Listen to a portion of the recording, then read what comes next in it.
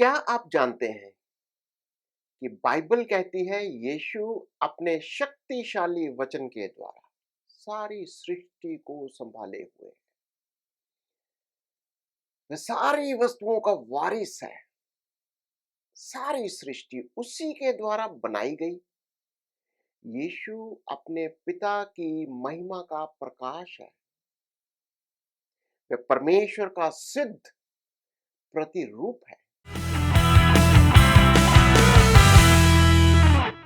इब्रानियों के पहले अध्याय में लिखा है, पूर्व युग में परमेश्वर ने बाप दादों से थोड़ा थोड़ा करके और भांति भांति से भविष्यद्वक्ताओं के द्वारा बातें करके इन अंत के दिनों में हमसे पुत्र के द्वारा बातें करी, जिसे उसने सारी वस्तुओं का वारिस ठहराया और उसी के द्वारा उसने सृष्टि रची है। वह उसकी महिमा का प्रकाश और उसके तत्व की छाप है और सब वस्तुओं को अपनी समर्थ के वचन से संभालता है। वह पापों को धोकर ऊंचे स्थानों पर महिमा महिम के दाहिने हाथ जा बैठा। आइए इन पदों को एक एक करके देखते हैं।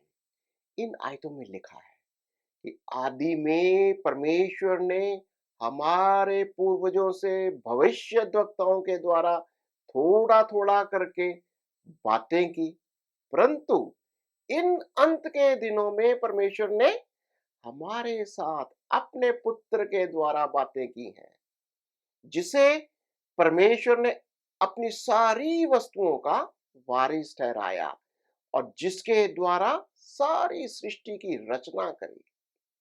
तीसरी आयत में हम देखते हैं कि पुत्र यानी यीशु परमेश्वर की महिमा का प्रकाश है, मतलब कि वह सिद्धता से परमेश्वर को दर्शाता है।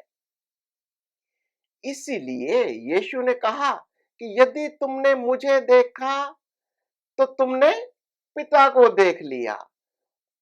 वह कह सकता था कि मैं और मेरा पिता एक हैं, और लिखा है कि पुत्र सारी वस्तुओं को अपने वचन की समर्थ के साथ संभाले हुए है। और आगे क्या कहता है कि हमें पापों से शुद्ध करके वह पिता परमेश्वर के दाहिने हाथ स्वर्ग में बैठ गया। यहां हम देखते हैं कि यीशु परमेश्वर की महिमा का प्रकाश और उसका हूबहू प्रतिरूप है। और हमने देखा यीशु सारे ब्रह्मांड का संभालने वाला, सब वस्तुओं को अपने वचन की समझ से संभालता है। हमने देखा कि यीशु ने हमारे पापों का शुद्धिकरण किया और स्वर्ग में पिता परमेश्वर के दाहिने हाथ बैठ गया। आइए कुछ और वचनों को पढ़ते हैं कि कैसे यीशु ने हमारे पापों का शुद्धिकरण किया। हम इस अध्ययन के बाद समाप्त करेंगे। हम पढ़ेंगे रोमियो का 5वां अध्याय 6 आयत से, क्योंकि जब हम निर्बल ही थे तो मसीह ठीक समय पर भक्तिहीनों के लिए मरा। किसी धर्मी जन के लिए कोई मरे ये तो दुर्लभ है, परंतु क्या जाने किसी भले मनुष्य के लिए कोई मरने का भी हयाव करे। परंतु परमेश्वर हम पर अपने प्रेम की भलाई इस रीति से प्रकट करता है कि जब हम पापी ही थे तभी मसीह हमारे लिए मरा। सो जबकि हम अब उसके लहू के कारण धर्मी ठहरे, तो उसके द्वारा क्रोध से क्यों ना बचेंगे, क्योंकि बैरी होने की दशा में तो उसके पुत्र की मृत्यु के द्वारा हमारा मेल परमेश्वर के साथ हुआ। फिर मेल हो जाने पर उसके जीवन के कारण हम उद्धार क्यों ना पाएंगे। यहां पर हम कुछ बातें सीखते हैं। यीशु सही वक्त पर अधर्मियों के लिए मर गया। और हम क्या सीखते हैं कि परमेश्वर अपने प्रेम को हमारे ऊपर प्रकट करता है कि जब हम पापी ही थे तब मसीह हमारे लिए मरा। और हमने सीखा, फिर जब हम मसीह के लहू के द्वारा धर्मी ठहराए गए हैं और मसीह के द्वारा हम परमेश्वर के दंड से बच जाएंगे।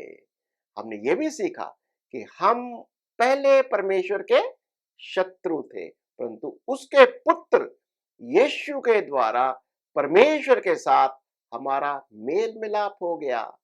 और अब मेल मिलाप को जानने के द्वारा हमारा उद्धार यीशु मसीह के जीवन के द्वारा हो जाएगा। आशा करता हूं कि ये अध्ययन करने से आप आशीषित हुए हैं। प्रभु आपको बहुत आशीष दे।